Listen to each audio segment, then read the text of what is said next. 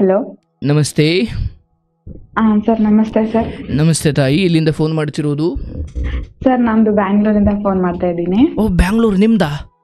ನಮ್ದಲ್ಲ sir, ಬ್ಯಾಂಗ್ಳೂರಿಂದ ಕಾಲ್ ಅಯ್ಯೋ, ನಾನು ಮತ್ತೆ ನಿಮಗೆ ಸುಂಕನೇ ಕೊಟ್ಟಿಲ್ವಲ್ಲ ಅಂತ ಯೋಚನೆ ಮಾಡ್ತೀನಿ.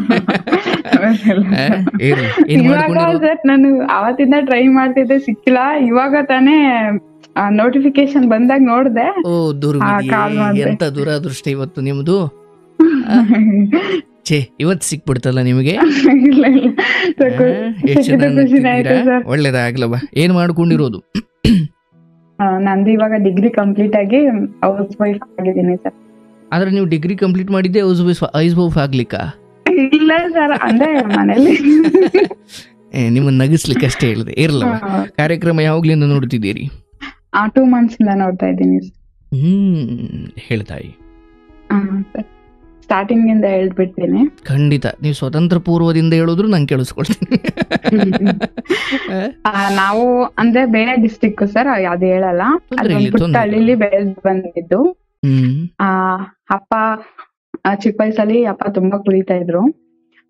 ಅಂದ್ರೆ ಈಗ ಎಷ್ಟು ವರ್ಷ ನಿಮಗೆ? ಇವಾಗ 23 ಸರ್. 23 ಅಂದ್ರೆ ನೀವು ಬಾಲ್ಯದ ಬಗ್ಗೆ ಹೇಳ್ತಿದ್ದೀರಿ. ಸ್ಟಾರ್ಟಿಂಗ್ ಸರಿ ಸರಿ, ಆಯ್ತು. ನಾವು ನಮ್ ರಿಲೇಟಿವ್ಸ್, ನಮ್ಮ ಅಪ್ಪ ಕುಡ್ಕೊಂಡ್ ಬಂದು ನಮ್ಮ ಅಮ್ಮನ ಎಲ್ಲಾ ಹೊಡಿತಾ ಇದ್ರು. ಅದಾದ್ಮೇಲೆ ನಾವು ನಮ್ ರಿಲೇಟಿವ್ಸ್ ಮನೆಯಲ್ಲಿ ಚಿಕ್ಕ ವಯಸ್ಸಲ್ಲಿ ಅಪ್ಪ ತುಂಬಾ ಕುಡಿತಾ. ಓಕೆ, ಅಂದ್ರೆ ಕುಡಿತಾ ಇದ್ರು ಅಪ್ಪ ಅಂದ್ರೆ ಸ್ವಲ್ಪನೂ ಜವಾಬ್ದಾರಿ ತಗೊಳ್ಳದೆ ಇರೋ ರೀತಿ? ಇಲ್ಲ, ಗೊತ್ತಿಲ್ಲ ಏನಕ್ಕೆ ರೀಸನ್ ಅಂತ ಗೊತ್ತಿಲ್ಲ. ಸುಮ್ನೆ ಕುಡಿಯೋದು, ಅಮ್ಮನ್ ಬಂದ್ ಹೊಡಿಯೋದು. ಓಕೆ. ದುಡಿತಾ ಇದ್ರು ಸರ್, ಚೆನ್ನಾಗೆ ದುಡಿತಿದ್ರು. ದುಡ್ದಿದ್ನೆಲ್ಲ ಕುಡಿಯೋದು, ಅಮ್ಮಂಗ್ ಬಂದ್ ಹೊಡಿಯೋದು, ನಮ್ಗೂ ಹೊಡಿಯೋದು. ಓಕೆ. ಅಪ್ಪ ಆಮೇಲೆ ನಾವು ನಮ್ ರಿಲೇಟಿವ್ಸ್ ಮನೆಗೆ ಹೋಗಿ ಅಲ್ಲೇ ಇರ್ತಾ ಇದ್ವಿ ಸರ್. ಅಂದ್ರೆ ನಿಮ್ಮನೆ ಬಿಟ್ಟು ನಿಮ್ ರಿಲೇಟಿವ್ಸ್ ಮನೆಗೆ ಹೋಗ್ತಾ ಇದ್ವಿ? ಇಲ್ಲ ಅಂದ್ರೆ ನಮ್ಮ ಅಪ್ಪ ಹೊಡಿತಾರೆ ಅಂದ್ಬಿಟ್ಟು ಹೋಗಿ ಅಲ್ಲೇ ಓದ್ಕೋತಾ ಇದ್ವಿ. ನೀವು ಎಷ್ಟು ಜನ ಮಕ್ಕಳು? ನಾವು ನಮ್ ಅಣ್ಣ ಮತ್ತೆ ನಾನು ಇಬ್ರು. ಓಕೆ, ಅಂದ್ರೆ ನಿಮ್ ತಾಯಿ, ನಿಮ್ಮ ಅಣ್ಣ ಮತ್ತೆ ನೀವು ರಿಲೇಷನ್ ಮನೆಗೆ ಹೋಗ್ತಾ ಇದ್ರಿ? ಸರ್. ಬಟ್ ಯಾರು ಕೇಳ್ತಿರ್ಲಿಲ್ವಾ, ಈತ ನನ್ ಸರಿ ಮಾಡ್ತಿಲ್ವಾ, ಯಾಕೆ ಹಿಂಗ್ ಹೊಡಿತೀಯ ಅಂತ ಕೇಳ್ತಿರ್ಲಿಲ್ವಾ? ಅವ್ರ ಮೇಲೆ ರೇಗಾಡ್ತಾ ಇದ್ರು ಸರ್. ಅದಾದ್ಮೇಲೆ ಒಂದ್ ಸ್ವಲ್ಪ ದಿನ ಆದ್ಮೇಲೆ, ಒಂದ್ 8 years ಆದ್ಮೇಲೆ ನಮ್ಮಪ್ಪ ಕಂಪ್ಲೀಟ್ಲಿ ಚೇಂಜ್ ಆಗ್ಬಿಟ್ರು ಸರ್. ಕುಡಿಯೋದೆಲ್ಲ ಬಿಟ್ಟು ಆ ಮನುಷ್ಯನೇ ಅಲ್ಲ ಅನ್ನೋ ರೀತಿ ಬದುಕಕ್ ಸ್ಟಾರ್ಟ್ ಮಾಡಿದ್ರು ಸರ್. ಏನ್ ಕಾರಣ ಗೊತ್ತಿಲ್ಲ ಸರ್. ಅಂದ್ರೆ ನಮ್ ಇನ್ನೊಬ್ರು ರಿಲೇಟಿವ್ಸ್ ಇದ್ರು, ಅವರು ಏನೋ ಇಂಜೆಕ್ಷನ್ ಏನೋ ಕೊಡ್ಸಿ ನಮ್ಮ ಅಪ್ಪನ ಮನ್ಸನ್ನ ಪರಿವರ್ತನೆ ಮಾಡಿ ಕುಡಿಯೋದು. ಕಟ್ ಆಗ್ತಿದ್ಯವ? ಹಲೋ. ಇನ್ನೊಬ್ರು ಲೇಡೀಸ್ ಅಂದ್ರೆ ಯಾವ ತರ? ಲೇಡೀಸ್ ಅಲ್ಲ ಸರ್, ಅವರು ನಮ್ ರಿಲೇಟಿವ್ಸ್. Okay okay okay. ನಿಮ್ ಬಗ್ಗೆ ಕಾಳಜಿ ಇರೋರೆ ಸ್ವಲ್ಪ ಸರಿ ಮಾಡ್ಲಿಕ್ಕೆ ಪ್ರಯತ್ನ ಮಾಡಿ ಸರಿ ಮಾಡಿದ್ರು ಸರ್. ಅದಾದ್ಮೇಲೆ ನಮ್ ಬದುಕು ತುಂಬಾ ಚೆನ್ನಾಗಿ ನಡೀತಾ ಇತ್ತು. ಅದಾದ್ಮೇಲೆ ನಾನ್ ಡಿಗ್ರಿ ಕಂಪ್ಲೀಟ್ ಮಾಡಿದೆ. ಅಪ್ಪ ಮದ್ವೆ ಮಾಡ್ಕೊಟ್ರು. ಮದ್ವೆ ಮಾಡಿ ಒಂದು 10 months ಆಯ್ತು ಸರ್. ಇವಾಗ ಏನಂತಂದ್ರೆ ಪ್ರಾಬ್ಲಮ್, ಮದ್ವೆ ಮಾಡ್ಕೊಟ್ಟಿದ್ದಾರೆ, ಬಟ್ ಇವ್ರು ಎಲ್ಲಾ ಆಸ್ತಿ ಇದೆ ಅಂತ ಹೇಳಿದ್ರು. ಅಷ್ಟೇ. ಕಟ್ ಆಗ್ತಿದ್ಯವ ನಿನ್ ಧ್ವನಿ? ಹಲೋ. ಈಗ ಮಾತಾಡುವ. ಇವಾಗ ಅಷ್ಟೇ ಸಾಲನು ಇದೆ ಸರ್. ನಮ್ಮ ಹತ್ರ ಆಸ್ತಿ ಇದೆ ಅನ್ಬಿಟ್ಟು ನಮ್ಮಪ್ಪ ಹಸ್ಬೆಂಡ್ ಮನೇಲಿ. ಇವಾಗ ಅಷ್ಟೇ ಸಾಲನು ಇದೆ ನಮ್ಮ ಹಸ್ಬೆಂಡ್ ಮನೇಲಿ. ಈ ಸಂಬಂಧ ಏನ್ ಪ್ರೀತಿ ಮಾಡಿ ಮದ್ವೆ ಆಗಿದ್ದ ಅಥವಾ ಮನೆಯವರೇ ಮಾಡಿದ್ದ? ಇಲ್ಲ ಅರೇಂಜ್ ಮ್ಯಾರೇಜ್. ಓಕೆ. ಮದ್ವೆ ಆಗ್ಬೇಕಾದ್ರೆ ಏನ್ ಹೇಳಿದ್ರು? ಅವ್ನ್ ಸ್ವಲ್ಪ ಆಸ್ತಿ ಇದೆ ಮತ್ತೆ ಮನೆ ಇದೆ ಅಂತ ಹೇಳಿದ್ರು. ಇದೆ ಸರ್. ಹಲೋ. ಆದ್ರೆ ಅಷ್ಟೇ ಸಾಲನು ಇದೆ ಸರ್. ಸಾಲದ ಬಗ್ಗೆ ಹೇಳಿರ್ಲಿಲ್ಲ ಅಂತ? ಅಷ್ಟೊಂದು ಹೇಳಿದ್ರು, ಬಟ್ ಇಷ್ಟೊಂದಿದೆ ಅಂತ ಎಲ್ಲ ಹಿಂದೆ ಫುಲ್ ಡೀಟೇಲ್ ಆಗಿ ಹೇಳಿರ್ಲಿಲ್ಲ. ಇವಾಗ ಹಸ್ಬೆಂಡ್ ಚೆನ್ನಾಗೆ ನೋಡ್ಕೋತಾರೆ, ಇಲ್ಲ ಅಂತಲ್ಲ. ಅಂದ್ರೆ ನಮ್ದೇನೋ ಒಂದು ಎಕ್ಸ್ಪೆಕ್ಟೇಷನ್ಸ್ ಇತ್ತು, ಬಟ್ ಅದು ಈಡೇರ್ಲಿಲ್ಲ ಸರ್. ಅಯ್ಯೋ, ಏನ್ ಎಕ್ಸ್ಪೆಕ್ಟೇಷನ್? ಸಣ್ಣ ಪುಟ್ಟ ಇರುತ್ತಲ್ಲ ಸರ್, ಅಂದ್ರೆ ಕೊಡಿಸ್ಬೇಕು, ಎಲ್ಲಾರು ಕರ್ಕೊಂಡ್ ಹೋಗ್ಬೇಕು, ಮಾಡ್ಬೇಕು, ಅದರ ಆಸೆ ಸರ್ ನಂದು. ಸಹಜ. ಅದೆಲ್ಲ ಇವಾಗ ಅವರು ಸ್ವಲ್ಪ ಕಮಿಟ್ಮೆಂಟ್ ಜಾಸ್ತಿ ಇದೆ ಅವ್ರಿಗೆ. ನಾನೆಲ್ಲೂ ಕರ್ಕೊಂಡ್ ಹೋಗಲ್ಲ ಜಾಸ್ತಿ. ಆಮೇಲೆ ಸ್ವಲ್ಪ ಅತ್ತೆ ಅವರು ಅಷ್ಟೇ. ನಾವು ಸಪರೇಟ್ ಇದೀವಿ ಸರ್. ಅವ್ರು ಊರಲ್ಲಿ ಇದಾರೆ, ನಮ್ಮ ಅತ್ತೆ ಮಾವ. ಯಾಕೆ? ಅವರು ಊರಲ್ಲಿ ಜಮೀನೆಲ್ಲ ಇದೆ, ಅದ್ ನೋಡ್ಕೊಂಡಿದ್ದಾರೆ. ನಾವು ಬೆಂಗಳೂರಲ್ಲಿ ಇದ್ದೀವಿ. ಅಂದ್ರೆ ನೀವು ದುಡಿಲಿಕ್ಕೆ ಬಂದಿರೋದಾ ಅಥವಾ ಇಲ್ಲಿ ಸ್ವಂತ ಏನಾದ್ರು ಇದೆಯಾ? ದುಡಿಲಿಕ್ಕೆ ಬಂದಿರೋದು ಸರ್. Okay okay. ಅದೇ ನಾನು ಜಾಸ್ತಿ ಯಾರ ಜೊತೆನೂ ಜಾಸ್ತಿ ಮಾತಾಡಲ್ಲ ಸರ್. ಅದಕ್ಕೆ ಮತ್ತೆ ನನ್ ಜೊತೆ ಮಾತಾಡಲ್ಲ, ಫೋನಲ್ಲಿ ಮಾಡಲ್ಲ ಅಂತ ಕಂಪ್ಲೇಂಟ್ಸ್ ಮಾಡ್ತಾರೆ ಸರ್ ನನ್ ಮೇಲೆ. ಅಂದ್ರೆ ನಿಮ್ಮ ಅತ್ತೆ ಮಾವನ್ ಜೊತೆ ನೀವು ಮಾತಾಡಲ್ಲ ಅಂತ? ಮಾತಾಡ್ತೀನಿ ಸರ್, ಬಟ್ ನನ್ಗೆ ಸಾಕು, ನಾನ್ ಮಾತಾಡಿದ್ರೆ ಸಾಕು ಅಂತ ಅನ್ಸುತ್ತೆ. ಬಟ್ ಅವ್ರಿಗೆ ಏನೋ ಗೊತ್ತಿಲ್ಲ, ಮಾತಾಡಲ್ಲ. ನನ್ಗೆ ಮದ್ವೆ ಆಗಿಂದ ಇವಾಗಿಂದನೂ ಅದೇ ಪ್ರಾಬ್ಲಮ್ ಸರ್. ಅಂದ್ರೆ ನೀವು ಅವ್ರನ್ನ ಬಹಳ ಪ್ರೀತಿಯಿಂದ ಕಾಳಜಿಯಿಂದ ಇಲ್ಲ ಸರ್, ನನ್ ಮದ್ವೆ ಆಗಿ 1 month ಅಲ್ಲೇ ಇದ್ದೆ ನಮ್ಮ ಅತ್ತೆ ಮನೇಲೆ. ಓಕೆ. ಅವಾಗ ಚೆನ್ನಾಗೇ ಇದ್ವಿ ಸರ್. ಇವಾಗ ಫೋನ್ ಅಲ್ಲಿ ಮಾತಾಡಲ್ಲ ನಮ್ ಜೊತೆ, ನಮಗ್ ಫೋನ್ ಮಾಡಲ್ಲ ಅಂತಂತಾರೆ ಸರ್. ಯಾವಾಗ್ಲೂ ನಾನೇ ಮಾಡ್ಬೇಕು, ಅವ್ರಂತೂ ಒಂದಿನಾನು ಮಾಡಲ್ಲ. ನಾವು ಏನಾದ್ರೂ ಪ್ರಾಬ್ಲಮ್ ಆದ್ರೇನು ಅಷ್ಟೇ ಸರ್, ನಾವೇ ಮಾಡಿ ಹೇಳ್ಬೇಕು. ಅಂದ್ರೆ ಯಾರಿಗ್ ಪ್ರಾಬ್ಲಮ್ ಆದ್ರೆ? ನಿಮಗ್ ಪ್ರಾಬ್ಲಮ್ ಆದ್ರೆ? ನಮ್ಗಾದ್ರೂ ನಿಮಗ್ ಪ್ರಾಬ್ಲಮ್ ಆದ್ರೆ ನೀವೇ ಹೇಳ್ಬೇಕು, ಅವ್ರಿಗೆ ಹೆಂಗ್ ಗೊತ್ತಾಗುತ್ತೆ? ಸರ್ ಹೇಳ್ತೀವಿ ಸರ್, ಅದಲ್ಲ ಅಂದ್ರೆ ನಾವೇ ಫೋನ್ ಮಾಡ್ಬೇಕು ಸರ್ ಯಾವ್ದೊಂದಕ್ಕೂ. ಅವರು ಏನು ಹೇಳೋದೇ ಇಲ್ಲ ಸರ್. ಸರಿ, ನಾವು ಆಯ್ತು. ಗಂಡ ಹೇಗಿದ್ದಾರೆ ನಿಮ್ ಜೊತೆ? ಚೆನ್ನಾಗಿದ್ದಾರೆ ಸರ್. ಒಂದೊಂದ್ಸರಿ ಮಾತ್ರ ಫುಲ್ಲು ಕೋಪ ಜಾಸ್ತಿ ಸರ್ ಅವ್ರಿಗೆ. ಒಂದೊಂದ್ಸರಿ ಮನೆಯಿಂದ ಆಚೆನೆ ಹೋಗುವಂತ ಮಾತಾಡ್ಬಿಡ್ತಾರೆ ಸರ್. ಬಟ್ ಕಳ್ಸಲ್ಲ? ಪುಣ್ಯ. ಅದರ ಎಲ್ಲ ಮಾಡ್ತಾರೆ ಸರ್. ಒಂಥರ ಬೇಜಾರಾಗುತ್ತೆ ನಂಗೆ. ತಪ್ಪು ಮದ್ವೆ ಮಾಡ್ಕೊಂಡ್ಬಿಟ್ಟು ತಪ್ಪು ಮಾಡಿದ್ನೇನೋ ಅಂತ ಅನ್ಸುತ್ತೆ ಸರ್. ಕೆಲ್ಸಕ್ಕೂ ಕಳ್ಸಲ್ಲ. ಕೆಲ್ಸಕ್ಕೆ ಹೋಗ್ತೀನಿ ಅಂತ ಅಂದ್ರೆ ಏನಂತಾರೆ? ಬೇಡ ಅಂತಂದಾರೆ ಸರ್. ಐ ಮೀನ್ ನೀವು ಕಷ್ಟಪಡಬಾರ್ದು, ಹೆಂಡತಿ ಮನೇಲಿ ಇರ್ಲಿ ಚೆನ್ನಾಗಿ ಅಂತಲ್ಲ, ಅಥವಾ? ಗೊತ್ತಿಲ್ಲ ಸರ್, ಬೇಡ ಅಂದ್ರೆ ಮುಂದೆ ಹೋಗುವಂತೆ ಬೇಡ ಅಂತಂತಾರೆ. ಮುಂದೆ ಹೋಗುವಂತೆ, ಇವಾಗ ಸದ್ಯಕ್ಕೆ ಬೇಡ. ನಂತರದ ದಿನಗಳು ಹೋಗಿವಂತೆ, ಈಗ ಬೇಡ ಅಂತ. ಬಟ್ ಇಲ್ಲಿ ಸಮಸ್ಯೆ ಇರೋದು ಬಹುಶಃ ಮದುವೆಯ ಸಮಯದಲ್ಲಿ ನಮಗೆ ಗೊತ್ತಿಲ್ಲದ ಕೆಲವು ವಿಚಾರಗಳು ಈಗ ಗೊತ್ತಾಗಿದ್ದಾವೆ, ಮತ್ತೆ ಇಲ್ಲ ಅನ್ನಿಸ್ತಾ ಇದೆ ನೀನ್ ಸ್ವಲ್ಪ ಕಾದಿದ್ರೆ ನಾನು ಇದಕ್ಕಿಂತ ಉತ್ತಮ ಆಯ್ಕೆ ಮಾಡಬಹುದಿತ್ತ ಅಂತ. ಸರ್, ಅಂದ್ರೆ ಚಿಕ್ಕ ವಯಸ್ಸಿಂದಾನು ಬಡತನದಲ್ಲೇ ಬೆಳೆದು ಬಂದಿರೋದು, ಇವಾಗ್ಲೂ ಅದೇ ರೀತಿ ಕಂಟಿನ್ಯೂ ಆಗ್ತಿದೆ. ಸತ್ಯ. ಅಂದ್ರೆ ಇದನ್ನ ಯಾವತ್ತಾದ್ರೂ ಬಾಯ್ಬಿಟ್ಟು ನಿಮ್ ಗಂಡನ ಹತ್ರ ಹೇಳಿದ್ದೀರಾ, ಮಾತಾಡಿದ್ದೀರಾ? ಹೇಳಿದ್ದೀನಿ ಸರ್. ಅದಕ್ಕೆ ಅವರು ನನ್ಗೇನೆ ಹೇಳ್ಬೇಡ, ನಮ್ ಪೇರೆಂಟ್ಸ್ ಕೇಳ್ಬಿಡು, ನೀನು ಈ ತರ ಎಲ್ಲ ಮಾತಾಡ್ಬೇಡ ನೀನು ಅಂತಂತಾರೆ. ಪೇರೆಂಟ್ಸ್ ಹೇಳ್ಬಿಡು ಅಂದ್ರೆ ಐ ಮೀನ್ ಅಂದ್ರೆ ನಮ್ಮ ಅತ್ತೆ ಮಾವಂಗೆ ಹೇಳು ಅಂತ. ಅಂದ್ರೆ ನಾನೇನೋ ಅಂದ್ಕೊಂಡು ಬಂದೆ, ಇಲ್ಲೇನೋ ಇದೆ, ನೀವ್ ಯಾಕೆ ಮುಚ್ಚಿಟ್ರಿ ಅಂತಲ್ಲ? ಸರ್. ಅವ್ರಿಗೆ ನೀವ್ ಯಾವತ್ತೂ ಹೇಳಿಲ್ಲ? ನಮ್ಮ ಅತ್ತೆ ಮಾವಂಗೆ ಹೇಳಿಲ್ಲ ಸರ್. 3 ಹೊತ್ತು ಊಟ ಇದೆ? ಇದೆ. ಇರೋಕ್ ಜಾಗ ಇದೆ ಸರ್. ಗಂಡನು ದುಡಿಮೆ? ಪರವಾಗಿಲ್ಲ ಸರ್. ಕುಡಿತಾರ? ಏನ್ ಬ್ಯಾಡ ಬಿಟ್ಸ್ ಏನಿಲ್ಲ ಸರ್. ಬೇರೆ ಹೆಣ್ಣಿನ ಸವಾಸ ಇದೆಯಾ? ಇಲ್ಲ ಸರ್. ಕುಡಿದು ಬಂದು ನಿಮ್ಗೆ ಹೊಡಿಯಲ್ಲ? ಏನು ಮಾಡಲ್ಲ ಸರ್. ಸಾಲಗಾರರು ಮನೆ ಹತ್ರ ಬರ್ತಾರ? ಅಂದ್ರೆ ಬರಲ್ಲ ಸರ್. ಇಲ್ಲ. ಅಂದ್ರೆ ಮನೆ ಅಡ್ರೆಸ್ ಗೊತ್ತಿಲ್ಲ ಅಂತಲ್ಲ? ಇಲ್ಲ ಸರ್, ಅಂದ್ರೆ ಅವ್ರ ರಿಲೇಟಿವ್ಸ್ ಹತ್ರನೇ. ಸರಿ, ಬ್ಯಾಂಕ್ ಲೋನ್ಸ್ ಮತ್ತೆ ಅವ್ರ ರಿಲೇಟಿವ್ಸ್ ಹತ್ರ ಸ್ವಲ್ಪ ಮಾಡ್ಕೊಂಡಿದ್ದಾರೆ. ಅದಕ್ಕಿಂತ ಡೇಂಜರ್. ರಿಲೇಟಿವ್ಸ್ ಹತ್ರ ಮಾಡ್ಕೊಳ್ಳೋದು ಅದಕ್ಕಿಂತ ಡೇಂಜರ್. ಸರಿ, ಆಯ್ತು. ಈಗ ನಿಮ್ಮ ಅಪ್ಪ ಅಮ್ಮನ ಜೊತೆ ಇದ್ರ ಬಗ್ಗೆ ಏನಾದ್ರು ಮಾತಾಡಿದ್ದೀರಾ? ಯಾವತ್ತಾದ್ರೂ ನೋವು ಹೊರಗಡೆ ಹಾಕಿದ್ದೀರಾ? ಹಾಕಿದೀಯಾ? ನಿಮ್ಗೆ 23 ವರ್ಷನಾ? ಅಂದ್ರೆ ಸಾಲ ಇದೆ ಅಂತ ಏನು ಹೇಳಿಲ್ಲ. ಇವಾಗ ಏನಾದ್ರು ಒಂದ್ ಬೇಸಿಕ್ ಥಿಂಗ್ಸ್ ಕೊಡ್ಸಲ್ಲಪ್ಪ ಅಂತ ಹೇಳಿ. ಅಂದ್ರೆ ಐ ಮೀನ್ ಹೆಣ್ಮಕ್ಳು ಈ ಸಿಂಗಾರ ಮಾಡ್ಕೊಳ್ಳಿಕ್ಕೆ ಅಂತ ಬಳಸ್ಕೊಳ್ಳೋ ಆ ವಸ್ತುಗಳನ್ನ ಕೊಡ್ಸಲ್ಲ ಅಂತಲ್ಲ, ಅಥವಾ ಒಡವೆ ವಸ್ತು? ಅಲ್ಲ ಸರ್, ಈಗ ಮನೆಗೆ ಏನಾದ್ರು ಫರ್ನಿಚರ್, ಟಿವಿನೂ ತಂದ್ಕೊಟ್ಟಿಲ್ಲ ಸರ್. ಬೇಜಾರು. ಸುಮ್ಮನೆ ಒಬ್ಳೆ. ಏನ್ ಸರ್? ಐ ಮೀನ್ ಟಿವಿ ಇಲ್ವಾ? ಇಲ್ಲ ಸರ್, ಇಲ್ಲ. ಓಕೆ. ಅಂದ್ರೆ ಊರಲ್ಲಿ ಇದೆಯಾ? ಊರಲ್ಲಿ ಇದೆ ಸರ್. ಮತ್ತೆ 2 ಟಿವಿ ಯಾಕೆ ಮಾರ್ರೆ?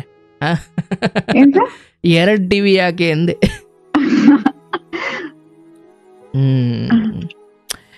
ಸರಿ, ಆಯ್ತು, ನನ್ಗೆ ಅರ್ಥ ಆಗುತ್ತವ. ಯಾಕಂದ್ರೆ ಪಾಪ ಚಿಕ್ಕ ವಯಸ್ಸಿಂದಲೂ ಅಂದ್ರೆ ಮನುಷ್ಯ ಬಡವನಾಗ ಹುಟ್ಟೋದು ಸರಿ, ಸಾಯೋದು ಹಾಗೆ ಸಾಯ್ಬೇಕಾ ಅನ್ನೋದು ಬಹಳ ಬೇಜಾರದು, ಹೌದಲ್ಲ? ಪ್ರತಿಯೊಬ್ಬ ಮನುಷ್ಯನು ಅದೇನು ಆ ಸಿರಿವಂತಿಕೆ ಬೇಕು ಅಂತ ಬಯಸ್ತಾನೆ.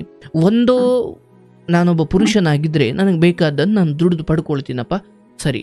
ಆದ್ರೆ ಒಂದು ಹೆಣ್ಣು ಸರಿ ನಾನು ದುಡಿದು ಪಡ್ಕೊಳ್ತೀನಿ ಅಂದಾಗ ವ್ಯವಸ್ಥೆ ಇಲ್ಲ, ನೀನು ಹೋಗ್ಬೇಡ ಅನ್ನುತ್ತೆ. ಈ ಕಡೆ ಗಂಡನಾದ್ರೂ ಕೂಡ ನೋಡವ, ಈಗ ನಾನು ನಿನಗೆ 2 ಆಪ್ಷನ್ ಕೊಡ್ತೀನಿ. ಒಂದು, ಇಲ್ಲ ಗಂಡನ ಪ್ರೀತಿ ಅಂತೂ ಇದೆ, ಈ ಇಲ್ಲದ ಅಂದ್ರೆ ವ್ಯಕ್ತಿ ವಸ್ತು ಅಂತ ಬಂದಾಗ ಮನೆ ತುಂಬ ಕಣ್ಣಿಗೆ ಬೇಕಾದ ವಸ್ತುಗಳಿದ್ದಾವೆ. ಆದ್ರೆ ವ್ಯಕ್ತಿಯಾದಂತಹ ಗಂಡ ಕುಡಿತಾನೆ, ಹೊಡಿತಾನೆ, ಬೇರೆ ಹೆಣ್ಣಿನ ಸಹವಾಸ ಇದೆ, ಏನೇನೋ ಕೆಟ್ಟ ಚಟ ಇದೆ, ಮನೆಯಲ್ಲಿ ಕಣ್ಣಿಗೆ ಬೇಕಾದ. ಯಾರಾದ್ರೂ ಮನೆಗೆ ಬಂದ್ರೆ ಏನ್ರಿ ಹೆಂಗ್ರಿ ಸಾಧ್ಯ ಇದೆಲ್ಲ, ಎಂತ ಫ್ರಿಡ್ಜು, ಟಿವಿ, ಬೀರು, ಕಬೋರ್ಡು ಏನೇನಿದೆಯರಿ, ಹೆಂಗ್ ತರಿಸ್ಕೊಂಡ್ರಿ ನೀವು? ಮನೇಲಿ ಬಂದವರು ಕಣ್ಣು ಕುಕ್ಕುವಂತೆ ಎಲ್ಲ ಸಾಮಾನುಗಳಿದ್ದಾವೆ. ಆದರೆ ಮನೆಯ ಯಜಮಾನ ದುರ್ನಡತೆ ಉಳ್ಳವನು, ಕುಡಿಯೋನು, ಬೇಜವಾಬ್ದಾರಿ ಮನುಷ್ಯ, ಮನೆಗೆ ತಂದು ಕೊಡಲ್ಲ, 1 ರೂಪಾಯಿ ಉಳಿಸಲ್ಲ, ಬೇರೆ ಹೆಣ್ಣಿನ ಸಹವಾಸ, ಬೇರೆ ಮಕ್ಕಳಿಗೆ ಗಮನ ಕೊಡಲ್ಲ. ಅಂದರೆ ವಸ್ತು, ವ್ಯಕ್ತಿ ಇವೆರಡು ಬಂದಾಗ ನೀನು ಸುಮ್ಮನೆ ಪ್ರಾಮಾಣಿಕಳಾಗಿ ಹೇಳು. ಒಬ್ಬ ಮನುಷ್ಯನಿಗೆ, ಅದರಲ್ಲೂ ಒಂದು ಹೆಣ್ಮಗಳು ಮದುವೆ ಆಗಿರೋಳಿಗೆ ವಸ್ತು, ವ್ಯಕ್ತಿ ಅಂತ ಬಂದಾಗ ಯಾವುದು ಮೊದಲು ಆದ್ಯತೆ? ಎರಡೂ ಬೇಕು ನಿಜ, ಆದ್ರೆ ಮೊದಲ ಆದ್ಯತೆ ಏನು? ವ್ಯಕ್ತಿ ಸರ್. ಹೌದಲ್ಲ? ಅರೆ ವಸ್ತು ತಂದಾಗ್ತಾನೆ, ಆದ್ರೆ ನಾಳೆ ಈಗ ನಿನಗೆ ಹೇಳ್ತಿಲ್ಲ, ಸುಮ್ಮನೆ ಕಾಟ, ಯಾವುದು ಹೆಂಡತಿ ಕಾಟ ತಡೆಯೋಕ್ಕಾಗದೆ ಸಾಲನೋ ಸೂಲನೋ ಮಾಡಿ ಎಲ್ಲ ತಂದು ಕೊಡಿಸ್ತಾನೆ. ಆದರೆ ಸಾಲಗಾರ ಕಾಟ ತಡೆಯೋಕ್ಕಾಗದೆ ಬಾರ್ಗೆ ಹೋಗ್ತಾನೆ, ಕುಡಿತಾನೆ, ಹೆಣ್ಣಿನ ಸವಾಸ ಮಾಡ್ತಾನೆ, ಎಲ್ಲ ಮಾಡ್ತಾನೆ. ಆದರೆ ನೀನು ಹೇಳಿದ್ದು ಎಲ್ಲ ತಂದು ಕೊಟ್ಟಿದ್ದಾನೆ, ಬಟ್ ಗಂಡನ ವರ್ತನೆ ಮೊದ್ಲಂಗಿಲ್ಲ. ಈಗ ಏನು ಅನ್ಸುತ್ತೆ ನಿನಗೆ? ಮೊದಲೇ ಚೆನ್ನಾಗಿದ್ನಲ್ಲಪ್ಪ ಅಂತ ಅನ್ಸುತ್ತೋ ಇಲ್ವೋ? ಯಾಕಂದ್ರೆ ನಾನು ಸಂಸಾರ ಮಾಡಬೇಕಾಗಿರೋದು ವಸ್ತು ಜೊತೆ ಅಲ್ಲ, ವ್ಯಕ್ತಿ ಜೊತೆ. ಅಂದ್ರೆ ನೀನು ಇದು ಯಾವುದನ್ನು ಆಸೆ ಪಡಲೇಬೇಡ ಅಂತ ನಾನು ಹೇಳ್ತಿಲ್ಲ, ಆದರೆ ನೀನು ಈ 2 ತಿಂಗಳಿಂದ ಕಾರ್ಯಕ್ರಮ ನೋಡ್ತಿದ್ದೀಯ, ನೀನು ಸಾಧ್ಯವಾದಷ್ಟು ಇನ್ನೂ ನೋಡ್ತಾ ಹೋಗು. ಇವತ್ತು ಹೆಣ್ಣು ಮಕ್ಕಳು ಯಾವ ಸ್ಥಿತಿಗೆ ಬಂದು ತಲುಪಿದ್ದಾರೆ ಎಷ್ಟು ಅಂದರೆ 100ರಲ್ಲಿ 80 ಜನ ಯಾವ ಸ್ಥಿತಿಯಲ್ಲಿದ್ದಾರೆ ಅಂದರೆ ಫೋನ್ ಬರಲಾಗಿನೋ, ಅಥವಾ ಸೋಷಿಯಲ್ ಮೀಡಿಯಾ ಬರಲಾಗಿನೋ, ಅಥವಾ ಇಂದ್ರಿಯಗಳ ಸೆಳೆತ ಹೆಚ್ಚಾಗಿನೋ, ಅಥವಾ ಸಂಸ್ಕಾರ ಇಲ್ಲದೇನೋ ಮದುವೆ ಆಗಿರೋದು ಒಬ್ಬಳನ್ನು, ಮತ್ತು ಸುಖಕ್ಕೋಸ್ಕರ ಆಶ್ರಯಿಸಿರೋದು ಇನ್ನೊಬ್ಳನ್ನ. ಈ 100ರಲ್ಲಿ 80 ಜನ ಹೆಣ್ಣುಮಕ್ಕಳು, ಸರ್ ನನಗೇನೂ ಬೇಡ ಸರ್, ನಾನೇ ದುಡ್ದು ಗಂಡನ ಸಾಕ್ತೀನಿ, ಅವನಿಂದ ನನ್ನ ಮಕ್ಕಳು ತಲೆ ಎತ್ತಿ ನಿಲ್ಲೋಕ್ಕಾಗ್ತಿಲ್ಲ, ಅವನಿಂದ ನಮಗೆ ಸಮಾಜದಲ್ಲಿ ತಲೆ ಎತ್ಕೊಂಡು ಓಡಾಡಲಿಕ್ಕೆ ಆಗ್ತಾ ಇಲ್ಲ, ದಯವಿಟ್ಟು ನನ್ನ ಗಂಡನನ್ನು ಹೇಗಾದರೂ ಮಾಡಿ ಬದಲಾಯಿಸ್ಲಿಕ್ಕೆ ದಾರಿ ಹೇಳಿ. ಈಗ ಮನೇಲಿ ಎಲ್ಲ ಇದೆ, ಬಟ್ ಅವನು ಸರಿ ಇಲ್ಲ, ಈಗ ನಾವೇನು ಮಾಡೋದು? ಅಂದರೆ ನೀನು ಯಾವುದಕ್ಕೂ ಆಸೆ ಪಡಬೇಡ ಅಂತ ಹೇಳ್ತಾ ಇಲ್ಲ, ಆದರೆ ಈಗ ನೀನಿರೋ ಒಂದು ಗಂಡನಿಗೆ ಯಾವುದೇ ಚಟ ಇಲ್ಲ, ಪರಸ್ತ್ರೀ ಸಹವಾಸ ಇಲ್ಲ, ಅಥವಾ ಪೋಲು ಮಾಡೋ ಬುದ್ಧಿ ಇಲ್ಲ, ಅಥವಾ ಕುಡಿದು ಬಂದು ಕುತ್ತಿಗೆ ಮೇಲೆ ಕಾಲಿಟ್ಟು ಕೊಲ್ಲುವ ದುಷ್ಟನೂ ಅಲ್ಲ. ಈ ಕೆಲವು ಸಂಗತಿಗಳಿದ್ದಾವ, ಸುಮ್ಮನೆ ನೆನಪು ಮಾಡ್ಕೊ ನೀನು ಎಷ್ಟು ಅದೃಷ್ಟವಂತೆ ಅಂತ. ನೋಡುವ, ಈ ಬಡತನ ಇದೆಯಲ್ಲ, ಅದು ನಾಳೆ ಬೆಳಿಗ್ಗೆ ಅದೊಂಥರ ಲಾಟ್ರಿ ಇದ್ದಂಗೆ. ಈ ದರಿದ್ರತನ ದೂರ ಆಗಿ ಅದ್ಭುತವಾದಂತಹ ಬದುಕು ನಮ್ದಾಗ್ಲಿಕ್ಕೆ ಹೆಚ್ಚು ಸಮಯ ಏನು ಬೇಕಿಲ್ಲ. ಈ ಸಿರಿವಂತಿಕೆ ಅಥವಾ ಬಡತನ, ದರಿದ್ರತನ ಅಥವಾ ಈ ಸಿರಿವಂತಿಕೆ ಇವೆರಡೂ ಕೂಡ ಶಾಶ್ವತವಲ್ಲ. ಅದು ಇಬ್ಬನಿಯ ಎಲೆಯ ಮೇಲೆ ಕುಳಿತಂತ ಇಬ್ಬನಿ ಇದ್ದ ಹಾಗೆ, ಅದು ಯಾವಾಗ ಬಿದ್ದು ಹೋಗುತ್ತೋ ಗೊತ್ತಿಲ್ಲ. ರಾತ್ರಿ ಅಂದರೆ ಯೋಚನೆ ಮಾಡಿ, ಗಂಡ ಶ್ರೀಮಂತ, ಅವನು ಎಲ್ಲವನ್ನು ತಂದು ಹಾಕೋ ಶಕ್ತಿ ಇದೆ, ಒಳ್ಳೆ ಕೆಲಸ ಇದೆ, ಬಟ್ ಮಧ್ಯರಾತ್ರಿ ಅವನಿಗೆ ಕಂಪ್ನಿಯಿಂದ ಫೋನ್ ಬಂತು, ಇಲ್ಲ ನಿಮ್ಮನ್ನು ಯಾವುದೋ ಕಾರಣದಿಂದ ಕೆಲಸದಿಂದ ತೆಗಿತಾ ಇದ್ದೀವಿ, ಅಲ್ಲಿವರೆಗೂ MD ಆಗಿನೋ ಇನ್ನೇನೋ ಆಗಿನೋ 1 ಲಕ್ಷ ಸಂಬಳ ತಗೊಳ್ತಿದ್ದವನು ಈಗ ಮಧ್ಯರಾತ್ರಿ ಎದ್ದು ಕೂತಿದ್ದೀರಾ, ಈಗ ಅವನ ಕೆಲಸದಿಂದ ತೆಗೆದು ಹಾಕಿದ್ದಾರೆ. ಅಂದರೆ ಇಷ್ಟು ದಿನ ಆ ಮಧ್ಯರಾತ್ರಿವರೆಗೂ ಇದ್ದ ಸಿರಿವಂತಿಕೆ ಆ ಒಂದು ಫೋನ್ ಕಾಲ್ ಬಂತು, ಅದಾದ ಮೇಲೆ ಅವನು ಸಿರಿವಂತ ಅಲ್ಲ. ಅಂದರೆ ಸಿರಿವಂತಿಕೆಯ ಪಟ್ಟ ಅಲ್ಲಿಂದ ನಾವು ಕೆಳಗಡೆ ಬೀಳ್ಲಿಕ್ಕೆ ತುಂಬ ಹೊತ್ತೇನು ಬೇಕಿಲ್ಲ. ಆದರೆ ನಾನು ಹೇಳೋದವ, ನೀನು ಇವತ್ತಿಗೆ ಹೆಣ್ಣು ಮಕ್ಕಳ ಸಿರಿವಂತಿಕೆ ಎಲ್ಲಿ ಅಡಗಿದೆ ಅಂದರೆ, ಒಬ್ಬ ಸತ್ಪುರುಷ ಅಥವಾ ಸನ್ನಡತೆ ಉಳ್ಳ ಗಂಡನಲ್ಲಿ ಹೆಂಡತಿಯ ಸಿರಿವಂತಿಕೆ ಇದೆ. ಹೌದಲ್ಲ? ಅಂದರೆ ನಿನಗಿದು ಸ್ವಲ್ಪ ಉಪದೇಶ ಅನ್ನಿಸ್ಬೋದು, ಆದರೆ ನೀನೇನು ಬಯಸ್ತಾ ಇದೆಯಾ ಅದು ನಿನಗೆ ಸಿಗುತ್ತೆ. ಕಾಲ ಹೀಗೆ ಇರುವುದಿಲ್ಲ. ಆದರೆ ಈ ಸ್ಥಿತಿಯನ್ನು, ಅಯ್ಯೋ ನನಗೆ ದೇವರು ಕೆಟ್ಟದ್ದು ಕೊಟ್ಟ ಅಥವಾ ದೇವ್ರು ಯಾಕೆ ಹಿಂಗೆ ಮಾಡ್ದ ಅಂತ ಅಂದ್ಕೊಳ್ಳೇಬೇಡ. ನೀನು ಅತ್ಯುತ್ತಮ ಸ್ಥಿತಿಯಲ್ಲಿದ್ದೀಯಾ, ಹಂಗೋ ನಿನಗೆ ಗೊತ್ತಾಗಬೇಕಂದ್ರೆ ಇನ್ನೊಂದು 2 ತಿಂಗಳಿಗೆ ಕಾರ್ಯಕ್ರಮ ಕೇಳು, ಹೆಣ್ಮಕ್ಳು ಕತೆ ಕೇಳು, ಅಲ್ಲಿ ಏನೇನಾಗಿ ಏನೇನು ಅಂದರೆ ಇನ್ನು ಇದು ಯಾವ ಸ್ಥಿತಿಗೆ ಹೋಗ್ಬಿಡುತ್ತೆ ಅಂದರೆ, ಹೆಣ್ಮಕ್ಳು ತುಂಬ ಸಾರಿ ಹೆಣ್ಮಕ್ಳು ಕತೆ ಹೇಳ್ತೀನಿ.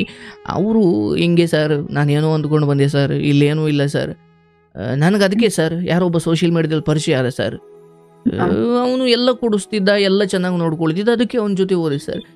ಈಗ ಹೆಂಗಾಗ್ಬಿಟ್ಟಿದೆ ನನ್ನ ಬದುಕು ಅಂದರೆ, ಗಂಡಂಗೆ ಗೊತ್ತಾಗಿ ಕೊಲೆ ಮಾಡ್ತೀನಿ ಅಂತ ಗಂಡ ಹುಡುಕ್ತಾವನಿ. ಇವನು ನನ್ನನ್ನು ಬಳಸ್ಕೊಂಡು ಗಂಡನಿಗೆ ಗೊತ್ತಾದ ಮೇಲೆ, ಯಾಕಂದರೆ ಕಟ್ಕೊಂಡಿರೋ ಗಂಡನಿಗೆ ಈ ಸಂಬಂಧ ಗೊತ್ತಾದ ಮೇಲೆ ಇಟ್ಕೊಂಡಿರೋನು ತುಂಬ ಹೊತ್ತು ನಿಲ್ಲೋಕ್ಕಾಗಲ್ಲ ಅದ್ರ ಮುಂದೆ, ಹೌದಲ್ಲ? ಆ ಹೆಣ್ಣು ಸಿರಿವಂತಿಕೆ ಅಥವಾ ಆಕೆಗೆ ಬೇಕಾದ್ದನ್ನು ಯಾರೋ ಕೊಡಿಸ್ತಾನೆ ಅನ್ನೋ ಕಾರಣಕ್ಕೆ ಮಾಡಿದ ಒಂದು ತಪ್ಪು, ಇವತ್ತು ನನ್ನ ಪ್ರಾಣ ಉಳಿದ್ರೆ ಸಾಕು ಸರ್, ನಾನು ಭಿಕ್ಷೆ ಬೇಡ್ಕೊಂಡಾದ್ರೂ ಬದುಕ್ತೀನಿ ಅಂತ ಹೇಳೋರು, ಹೌದಲ್ಲ?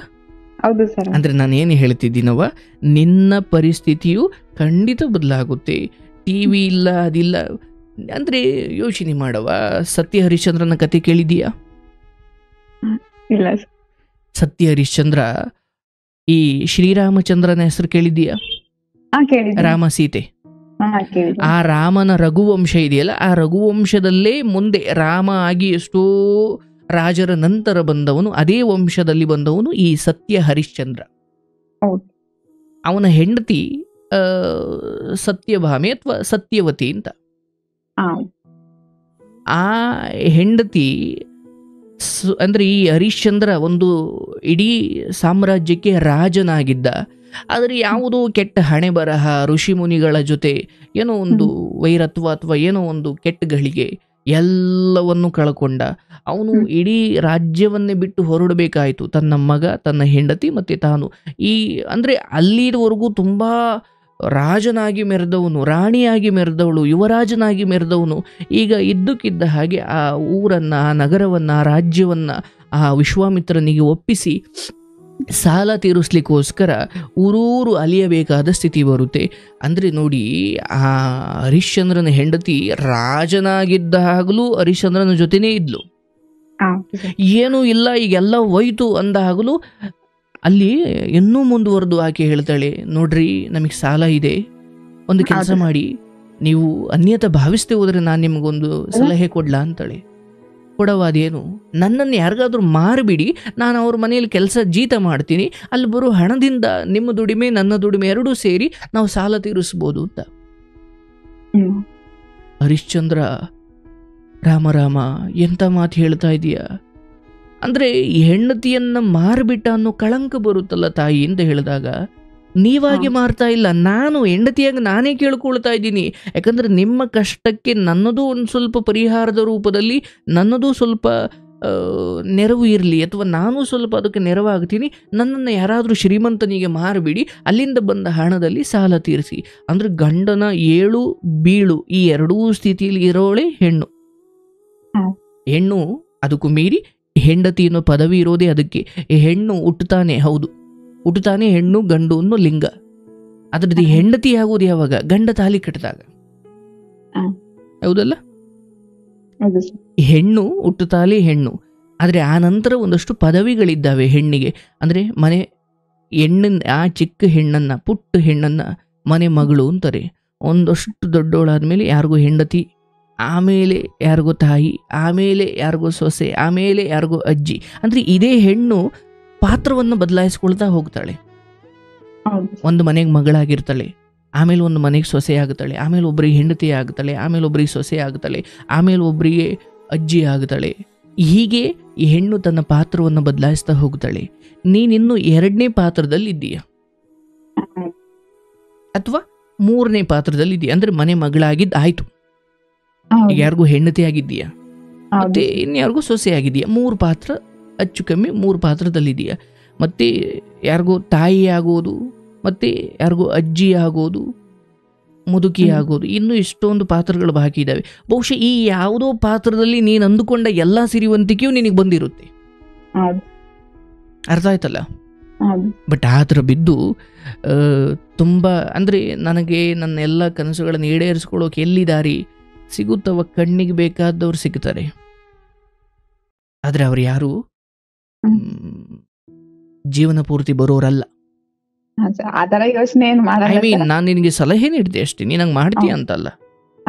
ಸಹಜವಾಗಿ ನನಗೆ ಬೇಕಾಗಿರುವುದು ನನಗೆ ಎಲ್ಲಿ ಸಿಗುತ್ತೋ ಅಲ್ಲಿಗೆ ಹೋಗೋಣ ಅಂತ ಅನ್ಸುತ್ತೆ. ಅದು ನಿನ್ನ ಮನಸ್ಸಲ್ಲ, ಅದು ಎಲ್ಲರ ಮನಸ್ಸು ಹೌದು. ನನಗೆ ಬೇಕಿರೋದು ಇಲ್ಲಿ, ನಾನಿರೋ ಜಾಗದಲ್ಲಿ ನನಗೆ ಬೇಕಾಗಿರೋದಿಲ್ಲ, ಬಟ್ ಅಲ್ಲೆಲ್ಲೋ ಸಿಗುತ್ತಂತೆ ಅಂದಾಗ ಅಲ್ಲಿಗೆ ಹೋಗ್ತಾನೆ ಮನುಷ್ಯ. ಹೌದಲ್ಲ? ಯೋಚನೆ ಮಾಡಬೇಡ. ನಿನ್ನ ಗಂಡ, ನಿನ್ನ ಅತ್ತೆ ಮಾವ ಇವರೊಂದಿಗೆ ಉತ್ತಮವಾದ ವಿಶ್ವಾಸವನ್ನು ಗಳಿಸ್ಕೊ. ಆ್ಯಂಡ್ ಇವತ್ತು ಅವರು ಮಾತಾಡಿಸ್ಲಿಲ್ಲ, ಅಥವಾ ಅತ್ತೆ ಮಾವ ನನಗೆ ಹಂಗೆ ಹೇಳ್ತಾರೆ, ಅವರೇ ಫೋನ್ ಮಾಡಲ್ಲ, ಅಥವಾ ಅವ್ರು ನನ್ನ ಮೇಲೆ ದೂರ್ತಾರೆ, ಇದೆಲ್ಲ ಅಂದ್ರೆ ನಮ್ಮ ಅಪ್ಪನ ಜೊತೆನೆ ಕಂಪ್ಲೇಂಟ್ ಮಾಡಿದ್ದಾರೆ ಸರ್, ಫೋನ್ ಮಾಡಲ್ಲ ಅಂತ.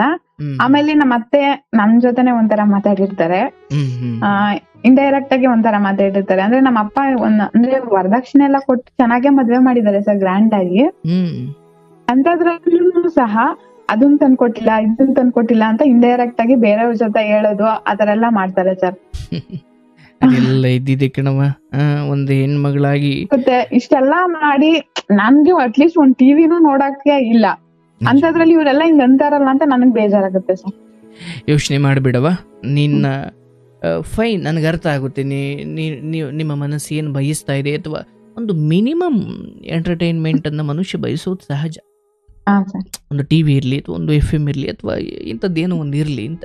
ಅದು ಬಂದವರು ನೋಡ್ಲಿಕ್ಕೆ ಅನ್ನೋದಕ್ಕಿಂತ ಬಂದವ್ರಿಗೆ ಅನ್ನೋದು ಸೆಕೆಂಡ್ರಿ. ಮೊದ್ಲು ನನಗೆ ಒಂದು ಸಂತಸವಾಗೋ ತರ ಇರ್ಲಿ ಅಂತ ಮೊದ್ಲು.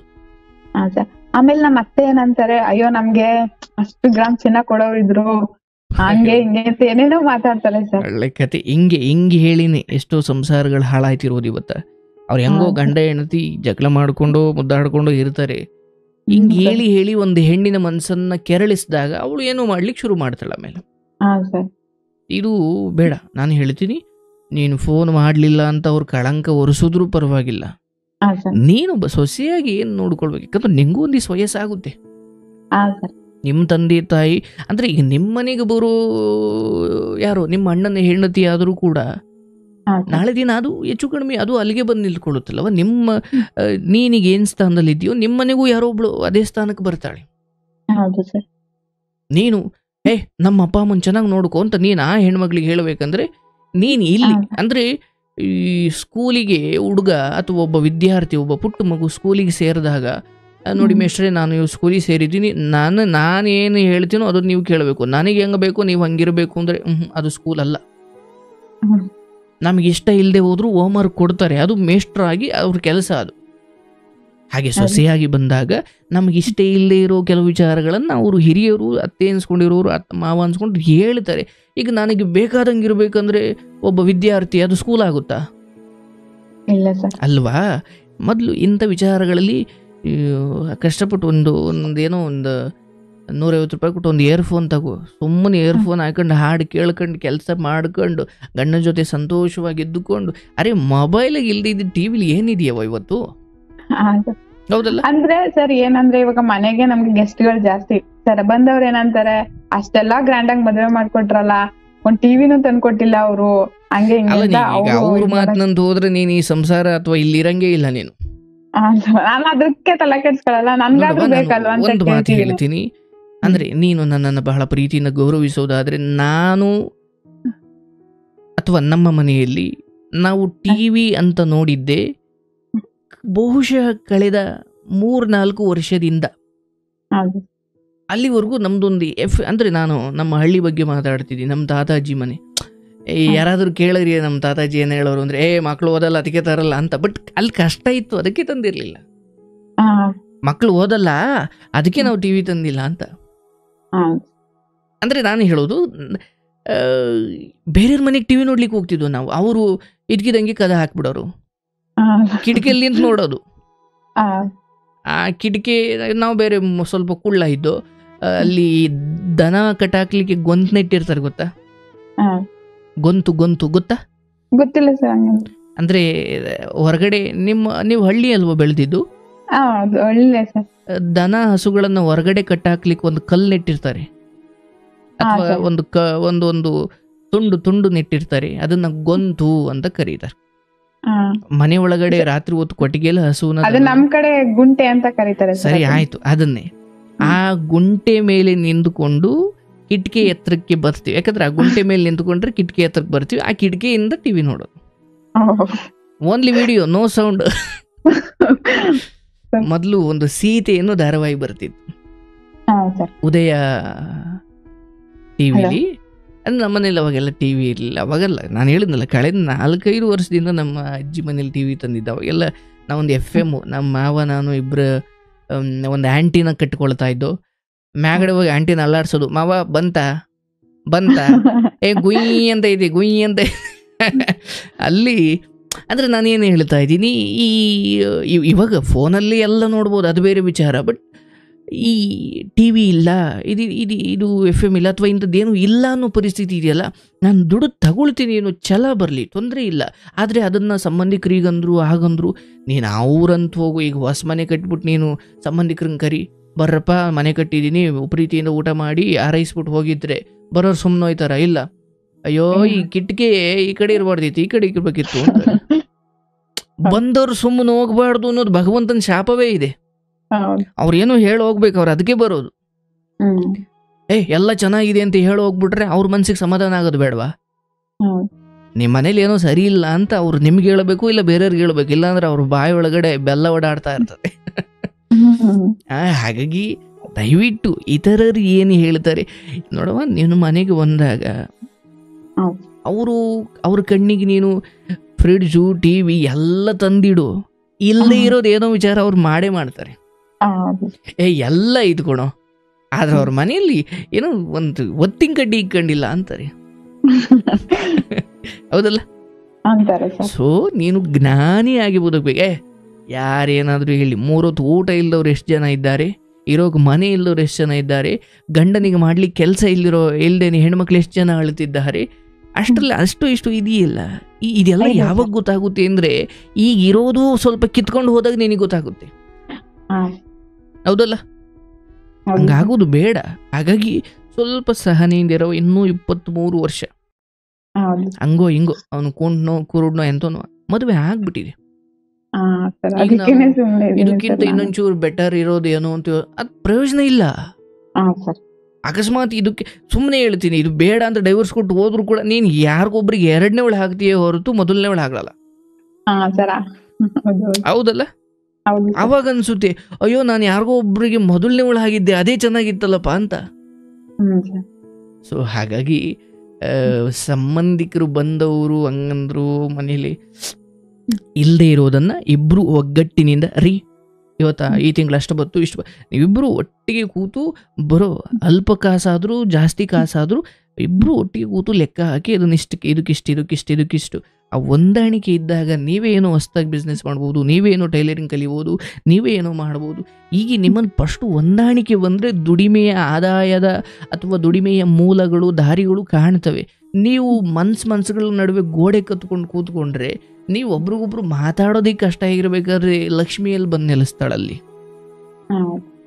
ಹೌದಲ್ಲ? ಒಂದು ಕಂಪನಿಯ ಆದಾಯ ಅದೆಲ್ಲ ಸೆಕೆಂಡ್ರಿ. ಆದರೆ ಮೊದಲು ಒಳಗಡೆ ಇರೋ ನೌಕರರು, ಸೂಪರ್ವೈಸರ್ಸು, ಮ್ಯಾನೇಜರ್ಸು, ಓನರ್ಸು ಇವರೆಲ್ಲರ ನಡುವೆ ಒಂದೊಳ್ಳೆ ಬಾಂಡಿಂಗ್ ಇದ್ದರೆ ಈ ಇನ್ಕಮ್ಮು ತಾನಾಗಿ ಬರುತ್ತೆ. ಅದು ಇವ್ರವರೇ ಕಚ್ಚಾಡ್ಕೊಂಡು ಸತ್ರೆ ಇನ್ಕಮ್ ಕತೆ ಹೋಗ್ಲಿ, ಕಂಪ್ನಿನೇ ಮುಳುಗೋಗ್ತದೆ. ಹೌದಲ್ವಾ? ಹಾಗಾಗಿ ಆ ಹೊಂದಾಣಿಕೆ ಬಹಳ ಮುಖ್ಯ. ಹಾಗಾಗಿ ನಮ್ಮ ಮನೇಲಿ ಏನೂ ಇಲ್ಲ ಅಂತ ಭಾವಿಸ್ಲೇಬೇಡ. 3 ಹೊತ್ತು ಊಟ, ಹಾಕೊಳ್ಳೋಕೆ ಬಟ್ಟೆ, ಇರೋಕು ಮನೆ.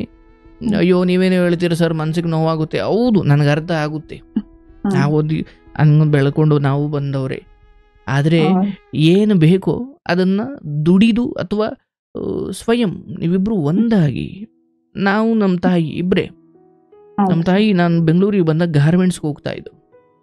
ಅವ್ರಿಗೆ ಎಷ್ಟು 8,000 ರೂಪಾಯಿ ಸಂಬಳ. ಬಟ್ ನಾನು ಅವ್ರನ್ನ ಅಂದರೆ ಅವತ್ತು ನೋಡಿ ನಾನು ಓದ್ಲಿಕ್ಕೆ ಕಳಿಸೋರು.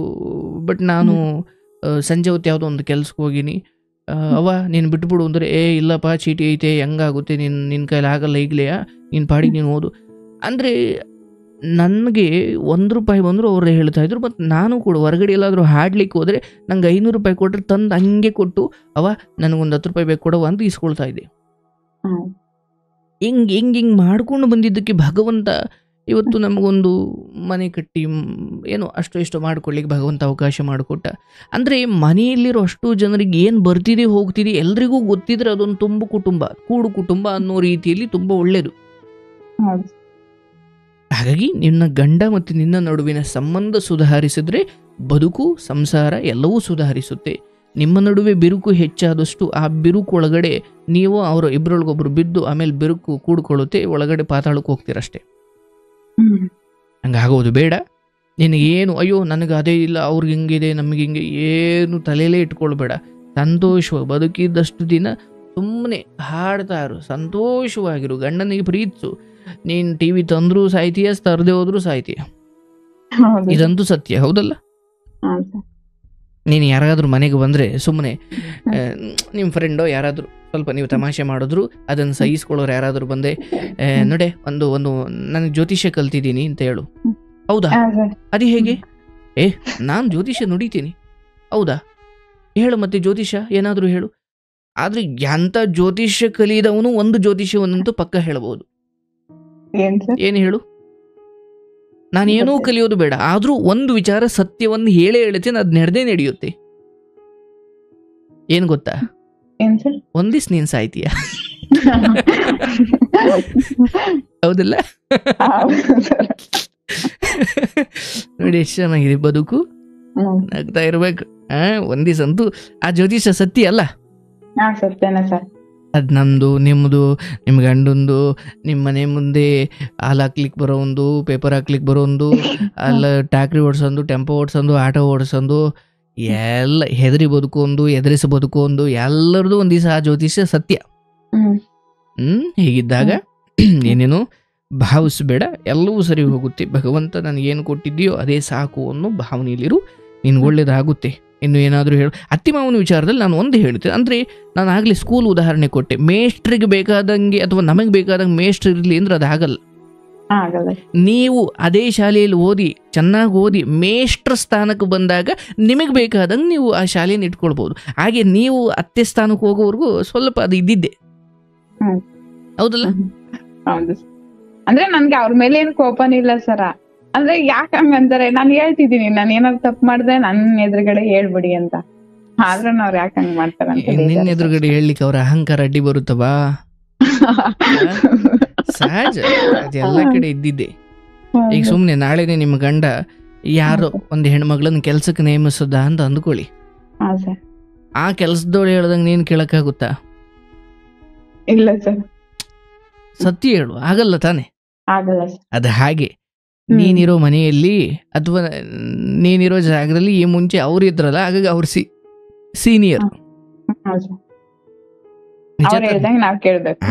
ಕೇಳಬೇಕು ಅನ್ನೋದಕ್ಕಿಂತ ಅವ್ರು ಬಾಯಿ ಮುಚ್ಚಿಸ್ಲಿಕ್ಕೆ ಆಗಲ್ಲ. ಕೇಳ್ತೀವೋ ಬೀಳ್ತೀವೋ ಸೆಕೆಂಡ್ರಿ, ಬಟ್ ಅವ್ರು ಹೇಳಲೇಬಾರ್ದು, ಹಂಗ ಅನ್ಲೇಬಾರ್ದು ಅಂದ್ರೆ ಅದು ಸುಳ್ಳು.